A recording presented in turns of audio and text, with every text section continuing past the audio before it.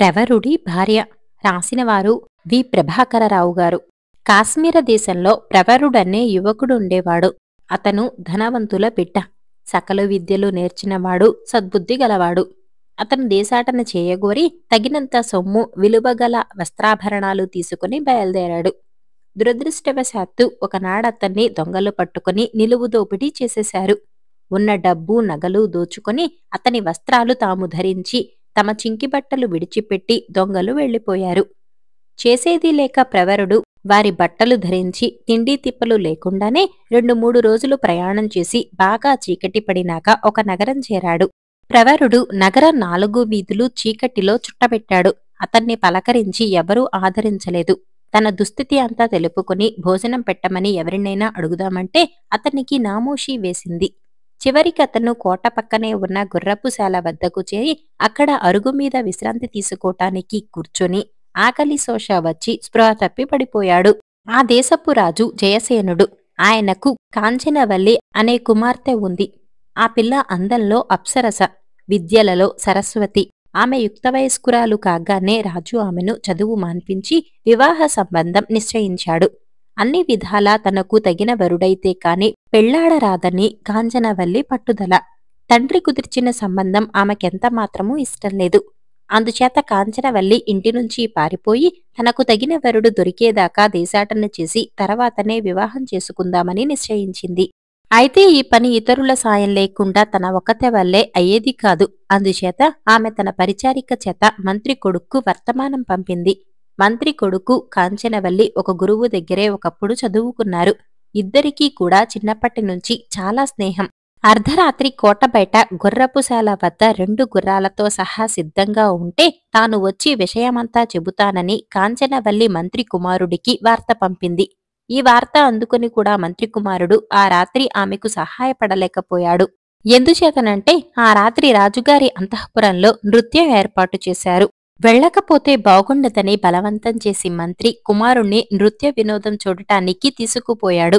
మంత్రి కొడుక్కు అంతరాయం కలిగించిన ఈ నృత్య వినోదమే కాంచనవల్లి పారిపోవటానికి తోడ్పడింది. ఆమె తలనొప్పిగా ఉన్నట్టు నటించి మిగిలిన వారంతా వినోదంలో నిమగ్నులై ఉన్న సమయంలో గొలుసుల సహాయంతో కోటగోడ దిగి గుర్రపుశాలను సమీపించింది. చీకటిలో ఆమెకు అరుగు మీద ఒళ్ళు తెలియని నిద్రలో ఉన్న ప్రవరుడు కనిపించాడు. అతనే మంత్రి కుమారుడు అనుకొని కాంచనవల్లి, లేలే, వెంటనే లోపలికి వెళ్లి 2 గుర్రాలు పట్టుకురా, అట్టే వ్యవధి లేదు అని ప్రవరుణ్ణి గట్టిగా తట్టిలేపింది. నిద్రమత్తులో ప్రవరుడు లేచి మారు పలకకుండా శాల నుండి 2 గుర్రాలు తెచ్చాడు. కాంచనవల్లి ఒక గుర్రం ఎక్కుతూ 2వ గుర్రం మీద అతన్ని ఎక్కి తన వెంట బయలుదేరమన్నది. ఇద్దరూ కొద్దిసేపట్లో నగరం దాటి వేగంగా పోసాగారు. తెల్లవారేసరికి సాధ్యమైనంత దూరం వెళ్లాలనే ఉద్దేశంతో కాంచనవల్లి అనుచరుడికి వివరాలేమీ చెప్పలేదు. ఇంతలో తెల్లవారింది. కాంచనవల్లి తన గుర్రాన్ని ఒక చెరువు వద్దకు తెచ్చి ఆపింది. కొద్దిసేపట్లో ప్రవరుడు కూడా ఆమెను కలుసుకున్నాడు. అతన్ని చూస్తూనే కాంచనవల్లి ముఖం కూడా తూర్పు దిక్కుతో పాటు తెల్లబోయింది. తెల్లవార్లు తన వెంట వచ్చినవాడు తన స్నేహితుడైన మంత్రి కుమారుడు కాదు. ఈ వ్యక్తి వాలకం చూస్తే ఎవరో దొంగలాగా ఉన్నాడు. కుళ్ళుగుడ్డలు కట్టుకున్నాడు. గడ్డం మాసి ఉన్నది. ముఖం బీక్కుపోయి ఉన్నది. తాను చేసిన పొరపాటును తలచుకుని కాంచనవల్లికి పట్టరాని దుఃఖం వచ్చేసింది. కాని ఏడవటం తప్ప ఆమెకు చేయగలిగిందేమీ లేదు. ఇప్పుడింటికి తిరిగిపోతే తండ్రి కొరత వేయిస్తాడు. కాంచనవల్లి తల వంచుకొని ప్రవరుడి కేసి చూడనైనా చూడకుండా కూర్చుంది.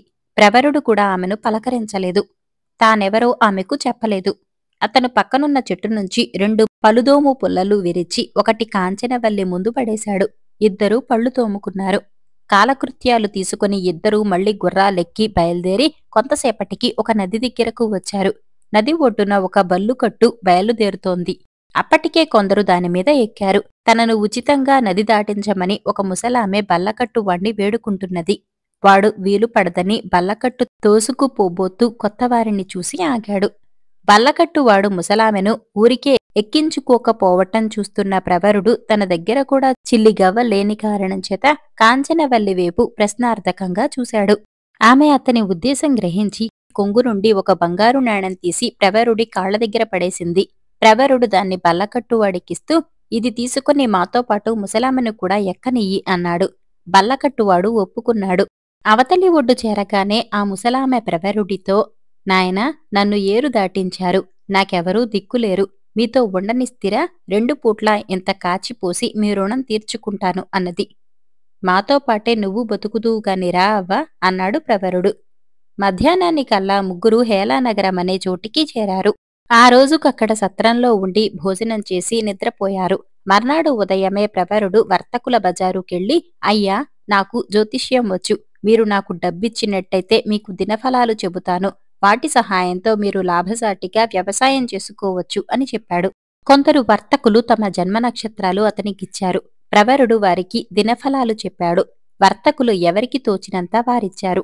ఆ డబ్బు పుచ్చుకొని ఇంటికి కావలసిన సరుకులు తీసుకుని వెళ్లి ముసలామె చేత వంట చేయించాడు. మర్నాడు ప్రవరుడు వీధిలోకి వెళ్లేసరికి చాలామంది వర్తకులు అతని చేత దినఫలాలు చెప్పించుకున్నారు. కిందటి రోజు అతను చెప్పిన ఫలాలు నిజమయ్యాయి. అతనికి సంపాదన మార్గం ఏర్పడింది. అతను ఆ ఊళ్ళో ఒక ఇల్లు అద్దెకు తీసుకొని అందులో ప్రవేశించాడు. ప్రవరుడి ఖ్యాతి నానాటికి పెరగచొచ్చింది. అతను రత్నాలను పరీక్షించటంలో నిపుణుడని కనిపెట్టి ఒక రత్నవర్తకుడు అతనికి పెద్ద జీతం ఇచ్చి తన వద్ద నౌకరీగా ఉంచుకున్నాడు. కాంచనవల్లి ప్రవరుడి భార్యనని ముసలామె ఉద్దేశం. కాని వారిద్దరూ ఒకరితో ఒకరు మాట్లాడుకోకపోవటం ఆమె గమనించి కూడా మొగుడు పెళ్లాల మధ్య ఎన్నో ఉంటాయి, మనకెందుకు అనుకుని ఊరుకున్నది. ఎలా ఉండగా ఆ ఊరి రాజైన కందర్పకేతుడి వద్దకు దక్షిణదేశ వర్తకుడొకడు అపూర్వమైన రత్నం ఒకటి తెచ్చాడు. దాన్ని చూసి రాజు ముగ్ధుడై దాని వెల అడిగాడు. రాజు ఆత్రం గమనించి వర్తకుడు 1,00,00,000 రూపాయలన్నాడు. నిపుణుల సలహా లేకుండా అంత సొమ్మిచ్చి రత్నం కొనటం ఇష్టంలేక రాజు నగరంలోని రత్నవర్తకులందరినీ పిలిపించి ఆ రత్నానికి వెల కట్టమన్నాడు. ఎవరికి తోచినట్టు వారు దాని వెల 75 లక్షలు మొదలు 2 కోట్ల దాకా చెప్పారు. ప్రవరుణ్ణి నౌకరీలో ఉంచుకున్న వర్తకుడు కూడా వచ్చాడు. ప్రవరుడికి రత్నాన్ని చూపి వెల కట్టమన్నారు. దీని వెల 1 రూపాయి, అదైనా సాన పట్టినవాడి కూలి మాత్రమే అన్నాడు ప్రవరుడు. అంతమందిలోనూ దక్షిణదేశ వర్తకుడికి పరాభవమైంది. మాట అనగానే సరికాదు, అన్నమాట నిరూపించాలి అని అతను గొంతు చించుకుని అరిచాడు. ప్రవరుడు తన ఇనప పలక తెప్పించి రత్నాన్ని దానికేసి కొట్టాడు. అది కేవలం గాజుముక్క కావటం వల్ల ఆ దెబ్బకు పప్పుపప్పయింది. అది చూసి అందరూ నిర్ఘాంతపోయారు. ఆనాడే కందర్పకేతుడు ప్రవరుణ్ణి పెద్ద జీతం మీద తన కొలువులోకి తీసుకున్నాడు. అతని సలహా ఎన్నో విషయాలలో రాజుకు అనుకూలించటం చేత ప్రవరుడి పలుకుబడి నానాటికి పెరుగుతూ వచ్చింది. ఇది జరిగిన కొద్ది కాలానికే కందర్పకేతుడి మంత్రి మరణించాడు. ఆస్థానం ఆక్రమించటానికి ప్రవరుడి కన్నా మరెవరూ కనబడనందున రాజు అతనికి మంత్రిత్వం ఇచ్చి ఆదరించాడు. ప్రవరుడు మంత్రి అయిన తర్వాత అతని స్వవిషయాలు అందరికీ కావలసి వచ్చాయి. రాజుగారి భార్య చాకలిదానితో మాట్లాడే సందర్భంలో మంత్రిగారి భార్య అప్సరసలాంటిదని విన్నది. ఎందుకంటే ప్రవరుడి ఇంట కూడా అదే చాకలావిడ. ప్రవరుడి భార్య అతిలోక సుందరి అన్న సంగతి రాణి ద్వారా రాజు విన్నాడు. ప్రవరుడు ఈనాడు మంత్రి అయినాడు కదా, అతను సామాన్యుడిగా ఉన్నప్పుడే అతనికంత అందగత్తె ఎలా భార్య అయింది అని రాజుకు సందేహం కలిగింది.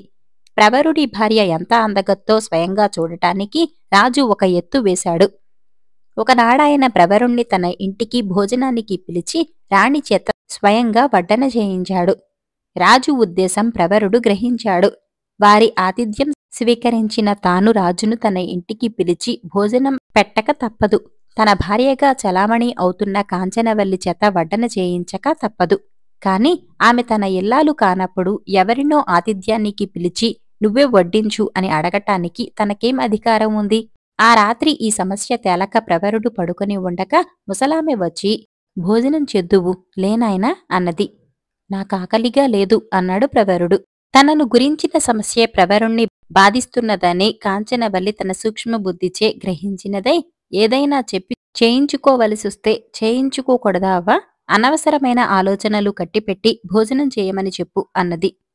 ప్రవరుడి మాట విని సంతోషించి భోజనానికి కూర్చుంటూ, అది కాదవ్వా, ఇవాళ రాజుగారు నన్ను భోజనానికి పిలిచి రాణిగారి చేత నాకు వడ్డన చేయించారు.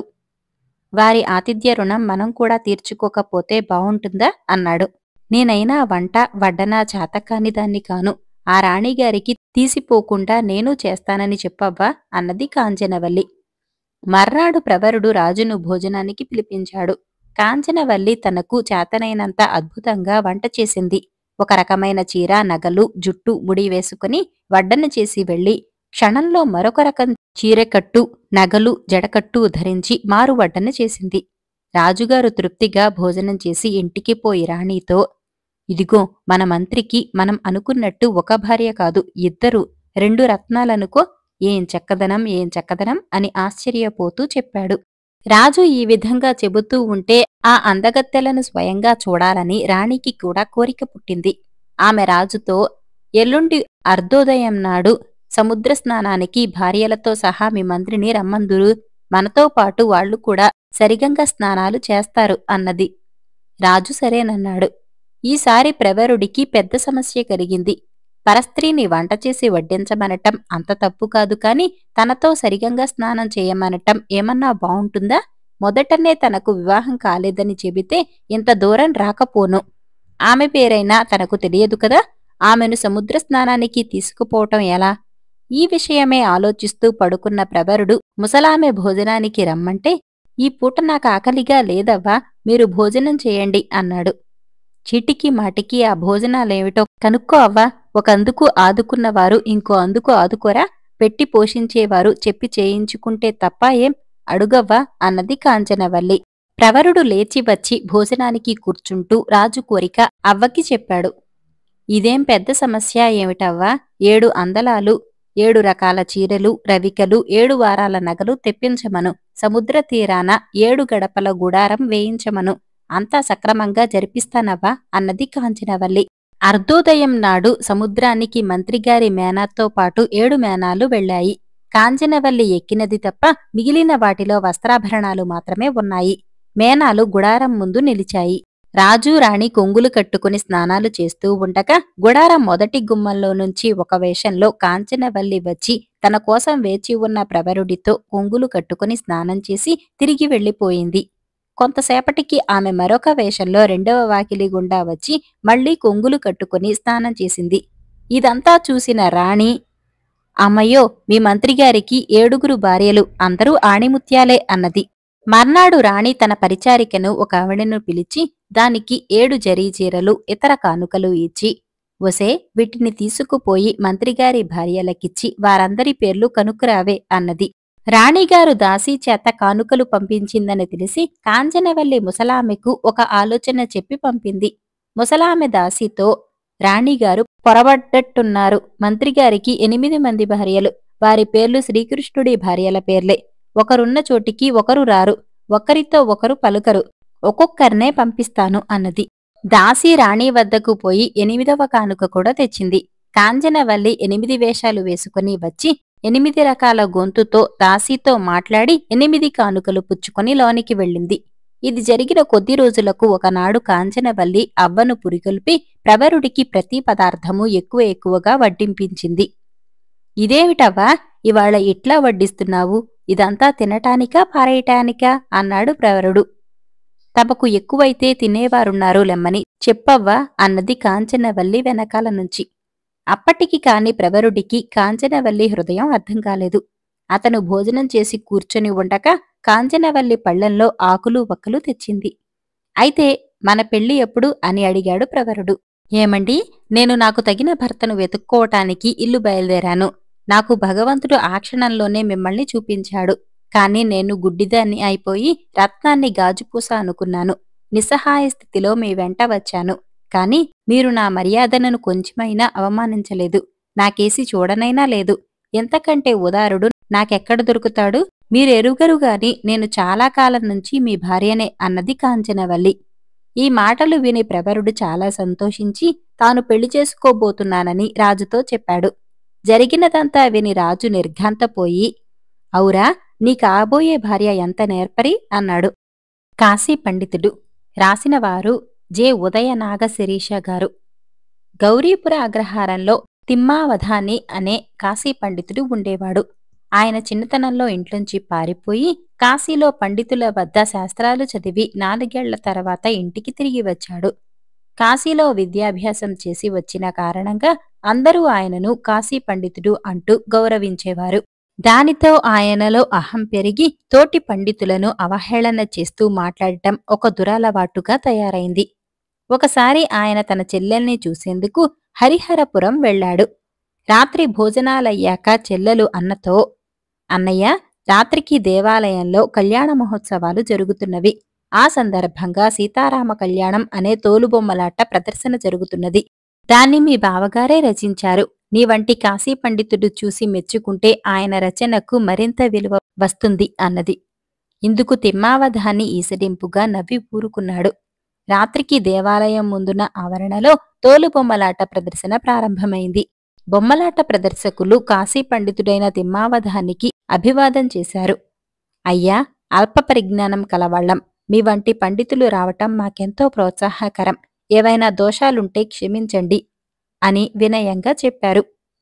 దీనికి తిమ్మావధాని గర్వంతో మిడిసిపడుతూ, మీది కూటి కోసం కళ. అయినా మా బావగారి లాంటి పండితులే మీకు రచనలు చేసి పెడుతున్నారు కనుక మా బావగారి మీద ఉండే అభిమానంతో మార్పులు చేర్పులు ఉంటే సూచిస్తాను అన్నాడు. ఆట ప్రారంభమైంది. దశరథుడి పుత్రకామేష్టి యాగఘట్టం వచ్చింది. దశరథుడు యాగశాలను నిర్మించి 21 రకాల చెట్ల కొయ్యలతో యూపస్తంభాలను పాతించాడని ప్రదర్శకుడు చెప్పాడు. అంతే. తిమ్మావధాని చివాలున లేచి, ఏమిటి, యాగశాలలో 21 రకాల చెట్ల కొయ్యలతో యూపస్తంభాలు పాతారా? సరే, 21 అక్కర్లేదు, కనీసం యూపస్తంభాలకు ఉపయోగించిన 10 రకాల చెట్ల పేర్లు చెప్పండి చూద్దాం అన్నాడు. ఇది విన్న ప్రధాన ప్రదర్శకుడికి చాలా కోపం వచ్చింది. వాడు తీవ్ర స్వరంతో, అయ్యా, పొట్టకూటి కోసం చేసే ఈ ప్రదర్శనలో మేం అతిశయోక్తులు పలికాం. యాగశాలలో ఉపయోగించే 21 రకాల చెట్ల పేర్లు మా వంటి పామరులకెలా తెలుస్తుంది? మీ వంటి పండితులు ఆ 21 పేర్లు చెబితే ఇకపై చేసే ప్రదర్శనలలో వాటి పేర్లు చెప్పుకుంటాం అన్నాడు. తిమ్మావధానికి పచ్చి వెలక్కాయ నోట పడ్డట్టయింది. అప్పటికప్పుడు ఆ 21 పేర్లు చెప్పాలంటే తలకు మించిన పని. ఈ అవమానాన్నుంచి ఎలా బయటపడాలా అని ఆలోచించసాగాడు. ఇది గమనించిన ఆయన బావమరిది ప్రదర్శకుడితో, మా బావగారు గొప్ప కాశీ పండితుడు. ఆయనకు తెలియని విషయం లేదు. ఆ యూపస్తంభపు చెట్ల పేర్లు ఆయనే నాకు చెప్పాడు. ఆ పేర్లే నేను మీకు రాసి ఇచ్చాను. అందుచేత ఆ పేర్లు చెప్పమని ఆయననడగటం పండిత ధిక్కారమవుతుంది. ఆ పేర్లు మీరే చెప్పి సమర్థులని పేరు తెచ్చుకునేందుకు ఆయన ఆ విధంగా మిమ్మల్ని ప్రశ్నించాడు. ఆ పేర్లన్నీ చెప్పండి అన్నాడు. జనమంతా చప్పట్లు చరుస్తుంటే ప్రధాన ప్రదర్శకుడు ఒక్కొక్క యూపస్తంభం చేయబడిన చెట్టు పేరు చెప్పసాగాడు. ఇది జరిగాక తిమ్మావధానికి తను గొప్ప కాశీ పండితుడిని అన్న గర్వం వదిలిపోయింది. ఆ తర్వాత ఆయన పండితులతో వినయంగా, పామరులతో మర్యాదగా మాట్లాడటం అలవాటు చేసుకున్నాడు.